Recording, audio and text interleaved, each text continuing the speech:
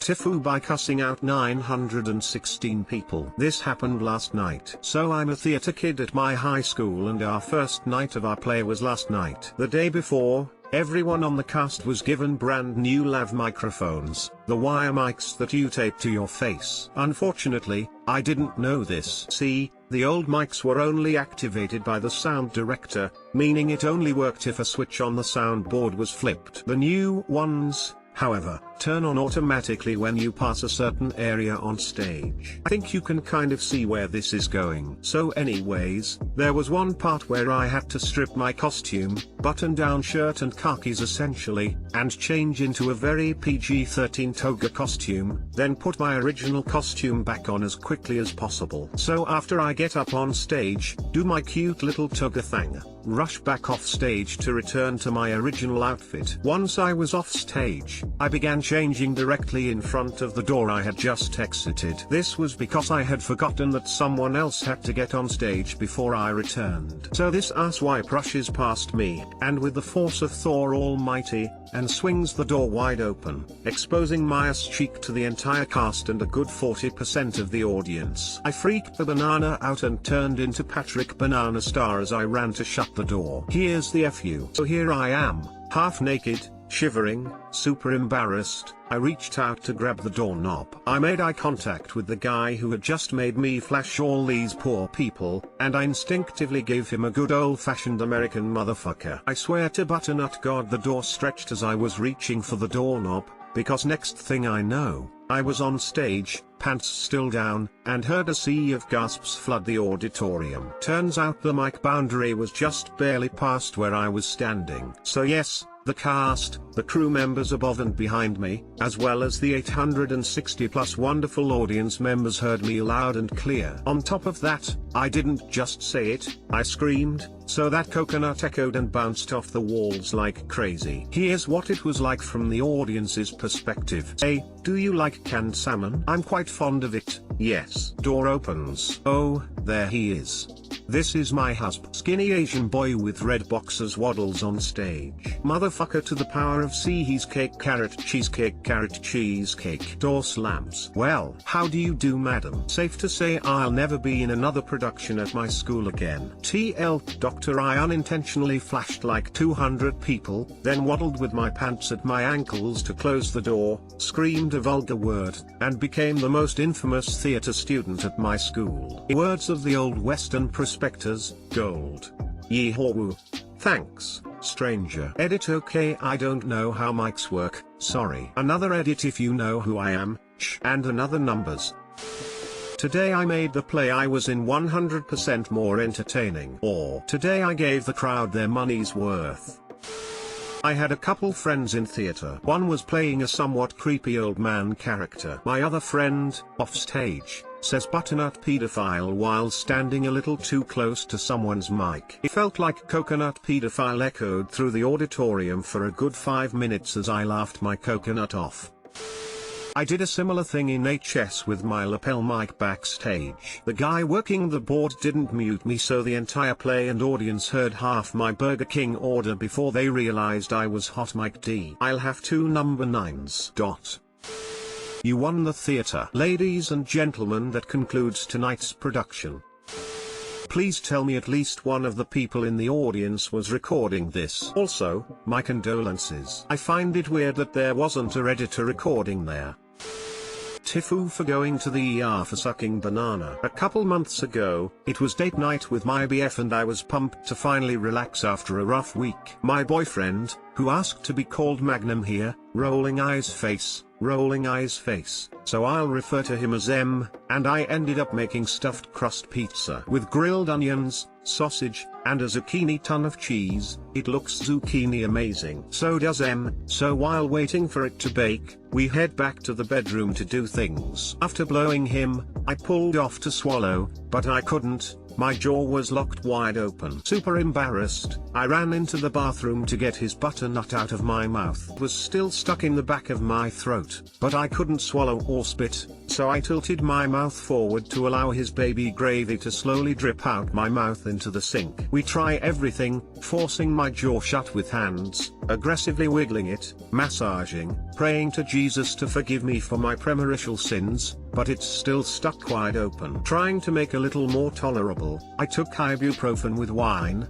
dumbly forgetting I can't swallow. So there I was, choking on his zucchini, wine, pills, and drool uncontrollably flowing out of my mouth. To make matters worse, Em eats the pizza in front of me. It smells delicious, and obviously I can't have any. At /4am, we give up the home remedies and Uber to the ER. I attempt to explain my situation to the receptionist with my mouth wide open and drool dripping onto my shirt. She's probably like, why is this guy taking advantage of this poor retarded girl? I write down that I'm nauseous and worried I'll die from sucking banana and choking on my own vomit, and get seen pretty quickly. We end up with an audience of about /5 other curious doctors while this guy inspects my jaw. One asks, how did this happen? Me. Another doctor, did you yawn? Me. Yeah. Woman face palming. One doctor massages my neck while the other one sticks his hands into my mouth and pushes my back teeth back. It hurts like a butternut. This guy is applying his whole body weight into my teeth and I can feel his arms shaking as he leans into me. But then, suddenly everything feels right again. It's all in place. We go home and the pizza is still good the next morning, and everything is okay. Well, besides having to send an ER bill home to my parents and explain that it was from dislocating my jaw. Em looked awfully smug the whole time, but I appreciated him coming me to the ER and letting me drool all over him. TLDR, dislocated my jaw by sucking coconut. I had to go to the ER at 4 AM, watch my BF eat the pizza we made together when I couldn't, and publicly humiliate myself. Wow, this hit the front page. Can't believe this is my claim to fame. What is with this sub and sucking butternut recently? It's a dangerous activity. If it makes you feel better, we have seen and heard it all in the ER. Nothing really phases us anymore. Yeah, this doctor knew exactly what to do. I could tell they've seen this before. Lockjaw at its finest. I really enjoy that in the middle of your choking and suffering, your boyfriend decided to take a pizza break. Stone cold, but relatable. Edit, shiny. Thanks stranger. Can't believe him but also can't blame him. A thick ER bill. So sounds like she had her parents pay for her to suck coconut, which is even better. TIFU Buy engaging with antivaxxers while grieving. Obligatory. This didn't actually happen today and I'm using a throwaway for reasons that will become clear below. A few months back, a young family member passed away unexpectedly. A social media post was put up about it, and it went viral. There were lots of kind people who commented nice and sometimes even helpful things, but there were also several with more maligned intentions, first spammers, then a few people who just wanted to speculate wildly about cause of death in very hurtful and insane ways, and then the anti-vax community descended on it. The latter collectively wanted us to know that they knew what happened, that we could understand the tragedy better if we just talked to them. All of this was a lot to process in my grief, and I started going through comments and reporting them. My anger level rose, and before long I convinced myself that if I just messaged them and told them that the autopsy showed something 100% unrelated, that they'd lay off. That we would maybe even get an apology. As I wrote the first message, I convinced myself that people are decent and they just misunderstood probably. Continued writing to a few others. Yeah, couldn't have been more wrong about that. I got back messages from each with different insane takes on it. Then I started getting messages from other people I've never heard of. At the private, unannounced service,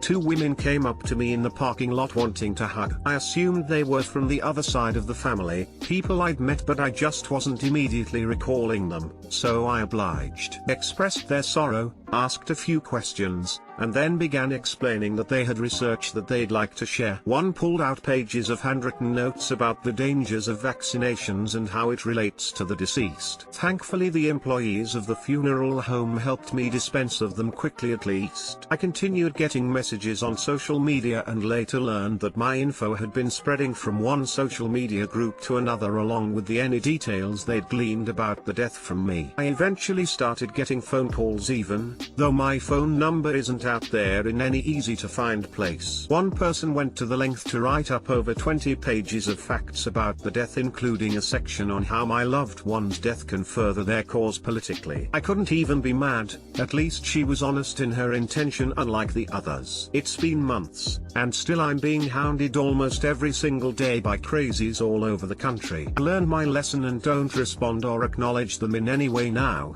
nor have I for a while. I haven't mentioned this to any of my family members because we're all so broken right now and this is way too much on top of it. I just hope none of them are getting the same treatment. TL, Dr. Antivaxxers have been trying to ruin my life since I tried to reason with them after the passing of a loved one. Edit, a few takeaways. To those that reached out with similar experiences, I have been mortified to learn that this wasn't unique to me. Thank you for trusting me with your thoughts and stories. I wish each of you the very best. To those that reached out who have also lost a loved one recently, thank you. Genuinely, that's a brave thing to talk about with a stranger online, and it's been really healing for me to have conversations with so many of you. I regret the username I chose for this post and the wording of my TL drive. I do believe in vaccinating, but am sad to realize my words were a catalyst in spurring so much hatred towards those who don't. The people that doxed me are on the extreme fringe of that group,